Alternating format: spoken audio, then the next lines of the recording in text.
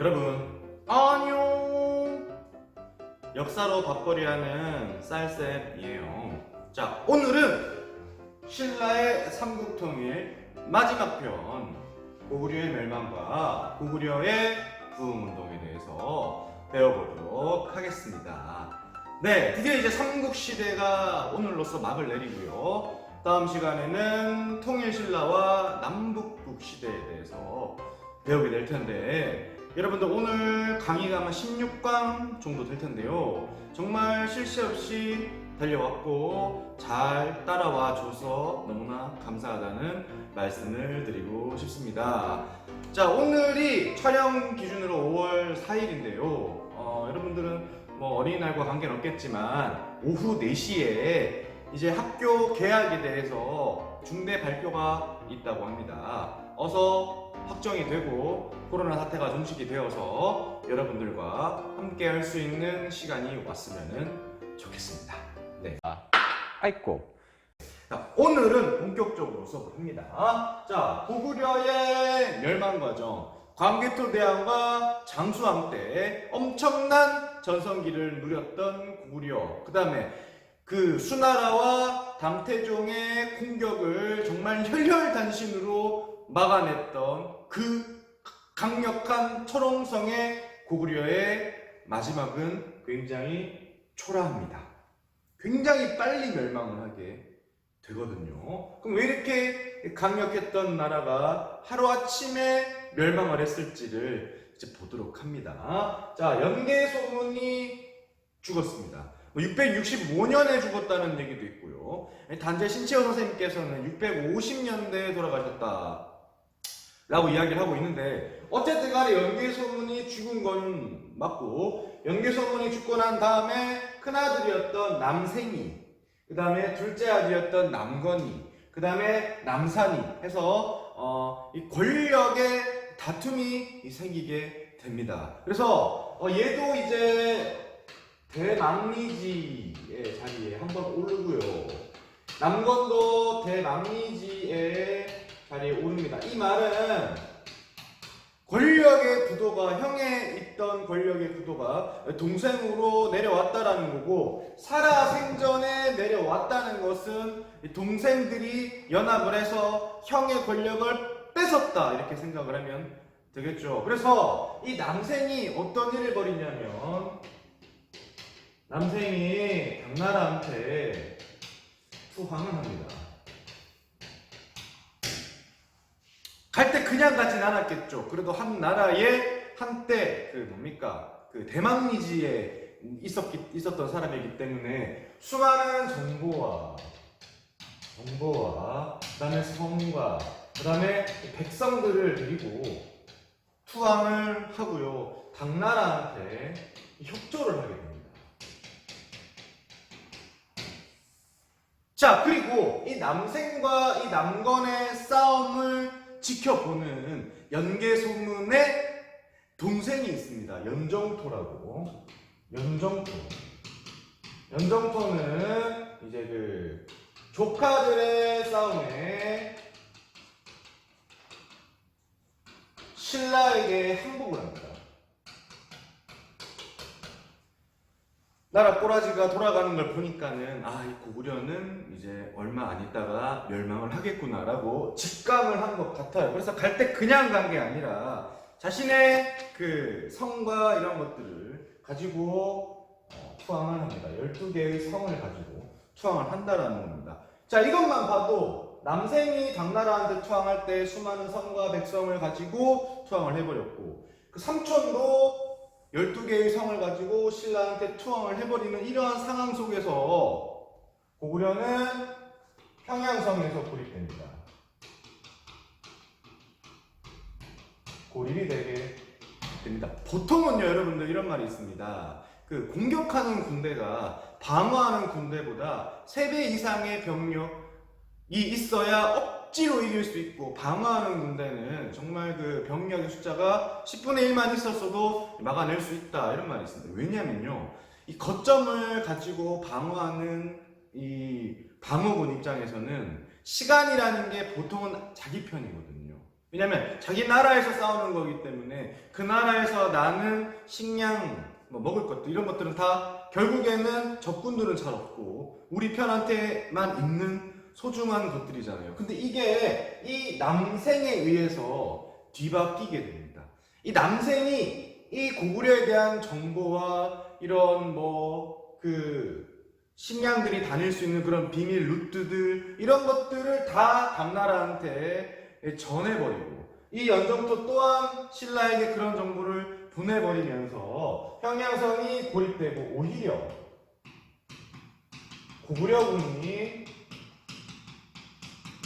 굶주리게 되는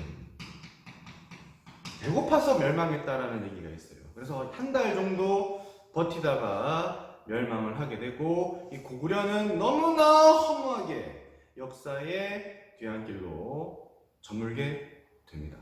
정말 이 권력을 탐하는 이런 그 권력자들의 다툼에 그 크고 강력하고 저력이 있던 나라조차도 이제 한 번에 무너지게 되었죠. 그래서 요새 여러분들 우리나라들도요, 이 권력자들이 정말 민주주의를 통해서 합법적으로 권력을 얻고 의사를 결정하고 국가의 운영을 하면은 너무 좋겠지만 보이지 않는 곳에서 자기네들끼리 이렇게 나쁜 짓 많이 하면은 나라가 망할 수 있다라는 것을 잘 보여줄 수 있는 사례가 될 수 있겠죠. 자, 그래서 나라가 망합니다. 그럼 어떡합니까? 다섯 번째.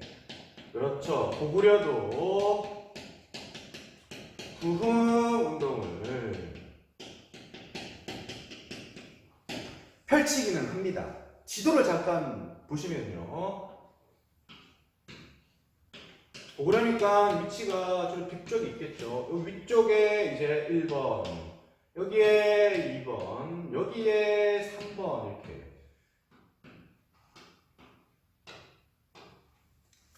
지역에서 고구려 부흥운동이 일어나게 되는데요. 제일 위에서는 오골성이라는 곳에서 고현무가, 두 번째는 이제 한성에서 건모자니. 보통 이 지도가 주어지고 이 장소와 이 인물을 연관해서 문제가 많이 나갑니다. 그러니까 여러분들 이 부분을 공부하실 때는 지역을 좀 암기를 하시는 게 좋지 않을까 생각이 듭니다. 자, 세 번째는 특이합니다. 특이합니다. 어디 와서 잡냐면요. 세 번째는 굉장히 특이합니다. 어디 와서 잡냐면요. 금마저라는 동네입니다. 지금의 전북 익산이에요.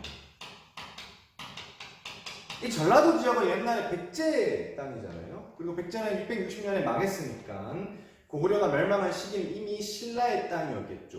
근데 이 신라의 땅에다가 누가 와서 이 고구려의 인물이었던 안승이 와서 보덕국이라는 나라를 세웁니다.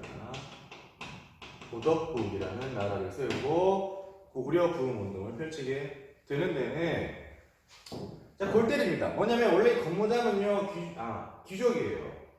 귀족인데 그때도 잠깐 얘기를 했지만 여러분 기억나지? 복심 기억나시죠? 본인은 귀족이기 때문에 고구려를 부흥운동을 한다고 해서 자기가 왕이 될 수는 없어요. 그 왕이 되려면 누가 필요합니까? 왕이 될 수 있는 신분, 왕족이 필요하잖아요. 그래서 건모장이 이 안승을 추대를 합니다. 왕으로. 그래서 앉혀놓고 같이 우리 힘을 합쳐서 부흥운동 합시다. 그리고 성공하면 당신이 왕을 하세요 라고 했는데 이 둘 간에 갈등이 생기는 거예요. 결국에는 이 안승이 건모장을 살해를 합니다. 기억나시죠? 부역풍이랑 복심도 똑같죠? 기억나시죠? 이 복심이 부역풍을 왕으로 추대를 했는데 이 둘 간의 갈등으로 부역풍이 복신을 살해하잖아요.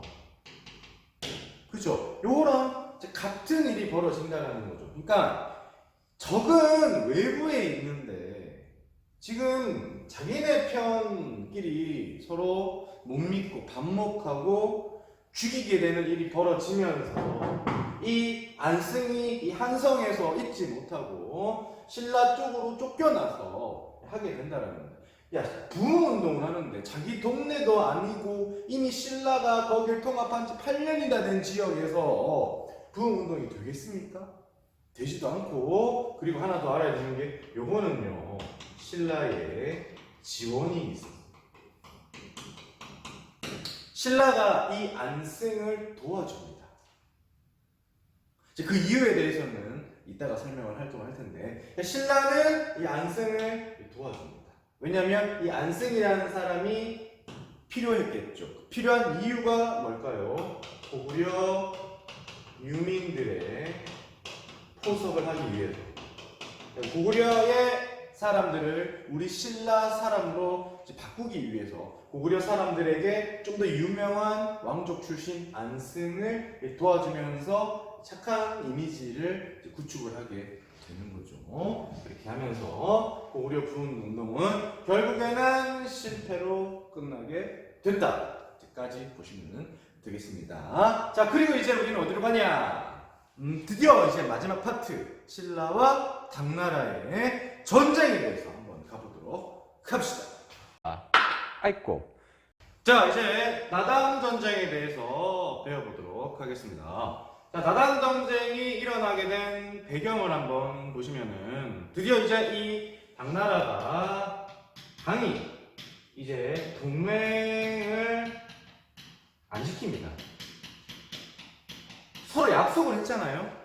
그죠? 무슨 약속을 했습니까? 기억나시죠? 김춘추가 가서 이 대동강을 기준으로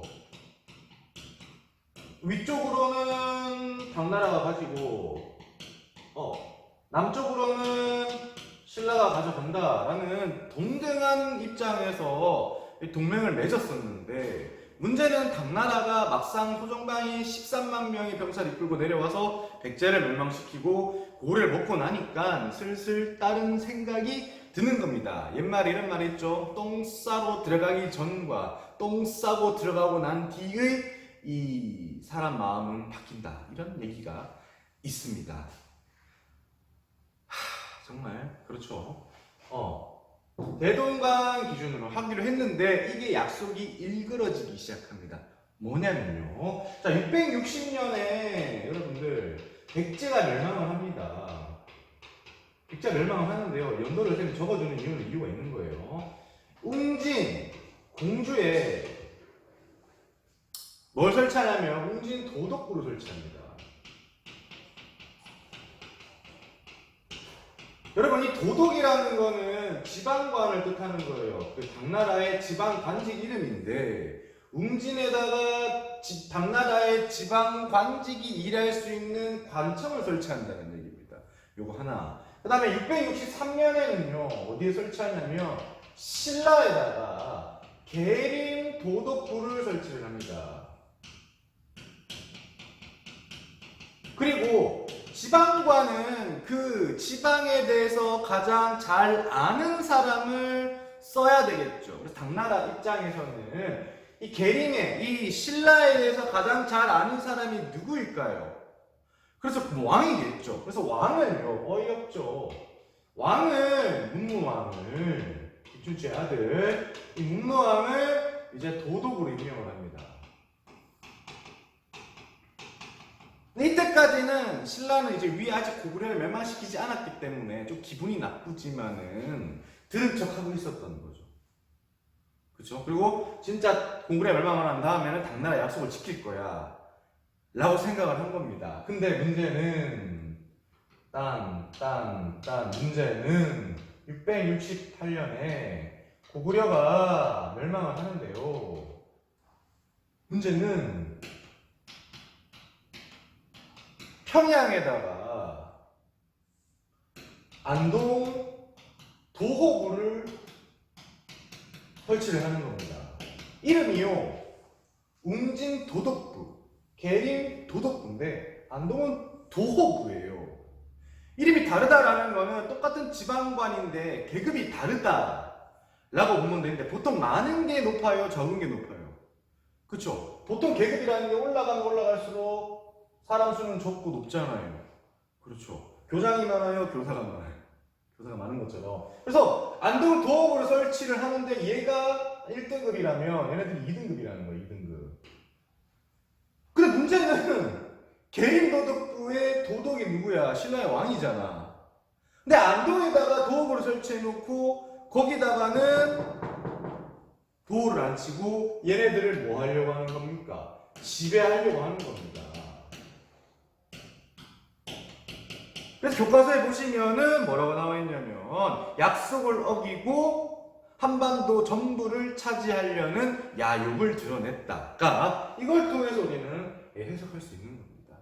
이렇게 되면 얘기가 달라지죠. 우리 신라가 그렇죠. 계림의 도덕부를 설치했을 때 참았던 이유는 668년에 고구려를 멸망시키고 나서 대동강이라는 것을 기준으로 북쪽은 당나라가 가져가고 남쪽은 우리가 가져가는 것을 약속을 믿었기 때문에 참았던 겁니다. 근데 시간이 지나고 나서 668년에 안동 도읍부가 설치되고 나서부터는 이건 전쟁이 일어날 수밖에 없는 겁니다. 알겠죠? 그래서 수많은 전쟁이 일어납니다. 7년 동안 싸웁니다.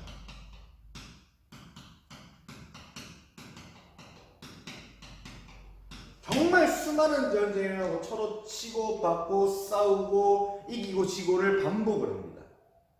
근데 여기서 크게 두 개의 전투가 등장을 하게 되는데 사실 우리가 진 전투를 알 필요가 있을까요? 없겠죠. 근데 하마터면은 질 뻔했다고 합니다. 초기에는 당나라의 군대가 워낙 많았기 때문에 우리에게 굉장히 불리했었는데 이 별표를 친 전투의 대승으로 인해서 전세가 뒤집혔다라고 합니다. 매소성 전투입니다. 전투에서 20만 대군과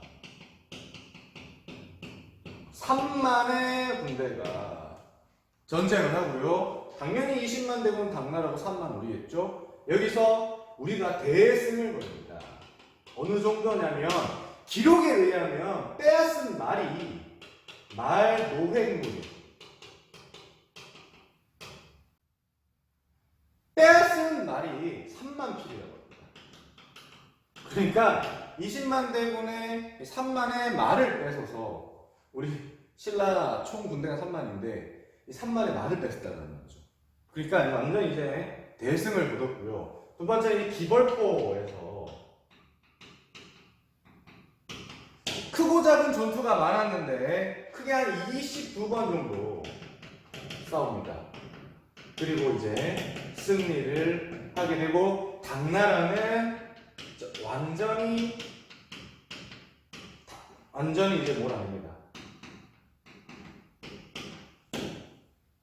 신라가 굉장히 잘 싸워서 당나라를 몰아냈는데 이게 첫 번째 이유 하나.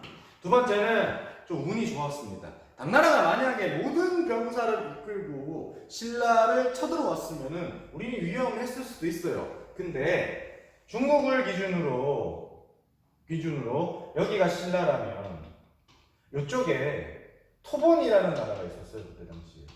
토본이라는 나라가 우리 그 한반도보다 굉장히 더 크고 사람도 많이 살았던 그런 이민족이었는데 토본이 반란을 일으킨 거예요.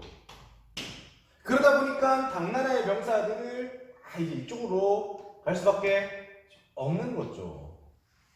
그래서 이제 이 당나라 입장에서는 어쩔 수 없이 그래 우리 뭐 약속이 이러하니까 이렇게 하자라고 돌아가게 되는 겁니다. 그 강대국이 할 수 있는 짓거리죠. 만약에 우리나라가 그랬으면 당나라가 그 말을 들었겠습니까? 안 들었잖아요. 그래서 이런 식으로 해서 완전히 이제 나당 전쟁이 이제 끝이 나게 됩니다. 이해되시죠? 자, 그리고 마지막에 이제 7번째 통일의 의의입니다. 자, 삼국 통일의 의의는요 장점이 있고요 단점이 있어요. 달리 말하면 좋은 면도 있지만은 나쁜 면도 있어서 이 사람에 의해서 평가가 극히 달라요. 그러니까 사실인데 평가가 달라요. 뭐 그런 거 많죠. 역사에 보면은 그런 경우 많아요. 박정희 대통령 좋아하는 사람 엄청 좋아하고 싫어하는 사람 엄청 싫어해요. 뭐 이승만도 마찬가지고. 멀리 갈 필요도 없어요. 이 김기현 좋아하는 사람도 있지만 싫어하는 사람도 있어요. 사람 똑같은데 평가가 달라. 역사라는 게 그런 학문인데요. 이 통일에도 그런 면이 있다는 겁니다. 그래서 먼저 한계를 보시면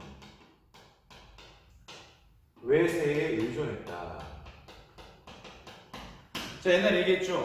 당나라의 힘을 빌려서 통일을 했다.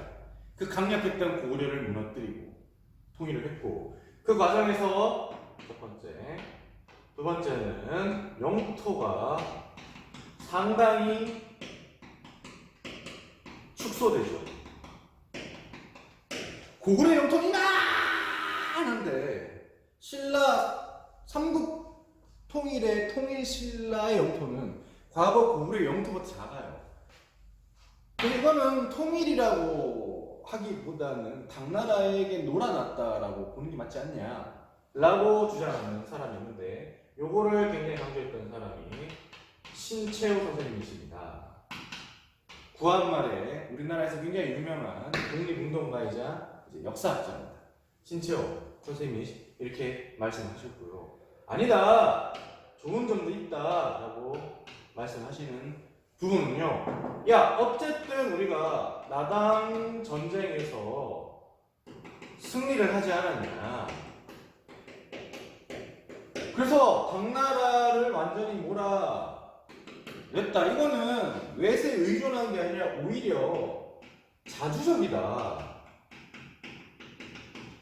8.15 광복은 정말 미국이 원폭을 터뜨려가지고 독립한 거잖아요. 그러니까 이거는 우리가 일본이랑 정말 맞다이를 떠가지고 이긴 게 아니기 때문에 자주적이다라고 볼 수 없을 수도 있지만, 이 통일신라의 삼국통일은요, 결국에는 당나라와 7년간 싸워서 이긴 결과물이기 때문에 자주적이다 라고 보는 거고요. 두 번째는 평화가 왔잖냐. 그때 당시에 엄청나게 많은 전쟁이 있었는데 그 전쟁에 많은 백성들이 힘들고 국력은 떨어지는 그런 상황이었다. 그렇죠? 통일을 했기 때문에 한반도에 평화가 올 수 있었다. 세 번째는 삼국의 문화가 융합이 되는, 그리고 민족이 하나가 되는 계기가 되었다. 이렇게 보는 경우도 많이 있다라고 합니다. 여기 안 보이겠네요. 융합이 되고 민족이 하나가 되지 않느냐 정도로만 보면은 될 것 같습니다. 자, 끝으로 그럼 저의 생각은 어떠냐 라고 한다면, 저는 사실 이 신라 통일에 악감정은 없습니다. 많은 역사학자들이 신라 통일을 싫어하는 사람도 많아요.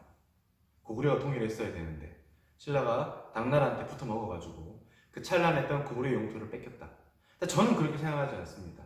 왜냐하면 신라 입장에서 그렇게 하지 않았다면 나라 망했을 거예요. 의자왕한테 선동이왕이 망했을 거예요. 그래서 결국에는 그 약한 나라가 외교라는 것을 효율적으로 이용을 해서, 그렇죠, 결국에는 통일까지 갔던 우수한 사례고, 이거는 현재 우리 이 한반도에서도 반으로 갈라져 있는 우리 남한이 취해야 할 전략이 아닌가 싶습니다. 다만 아쉬운 건 그냥 신라라고 하면 되는데 통일이라는 단어를 붙였다라는 겁니다. 이렇게 되면서 무슨 문제가 발생을 하냐면, 우리가 다음 시간에 고구려가 없어지고 그 다음에 그 동네에 생긴 나라가 발해거든요. 근데 그 발해라는 나라와 이 통일신라라는 나라를 둘 다 배우게 되면, 문제는 발해가 우리나라의 역사가 아닐 수도 있잖아요. 통일신라는 같은 민족을 하나로 통일했다는 의미인데 발해가 지금 현재 있잖아요. 그렇죠. 그래서 저는 이 통일신라라는 단어보다는 2차 신라, 아니면 후기 신라, 아니면 또 다른 신라, 어나더 신라, 이렇게 부르고 발해와 같이 있는 시대를 남북국시대다 라고 지금 교과서 나오거든요. 그걸 좀 더 강조하는 게 어떨까 그런 생각을 하게 됩니다. 자, 여러분, 이제 삼국시대가 끝나게 됩니다. 장장 굉장히 오랜 시간에 걸쳐서 끝나게 되는데, 이게 제가 삼국시대를요 8강부터인가 찍었던 것 같아요. 고구려부터. 근데 오늘 16강에 끝나게 됩니다. 즉 이때까지 배웠던 것 절반이 삼국시대라는 겁니다. 분량이 어마어마하죠. 여러분들 여기까지 오늘은 수고 많았고요. 다음 시간에는 통일신라에 대해서 한번 배워보도록 하겠습니다. 여러분 안녕.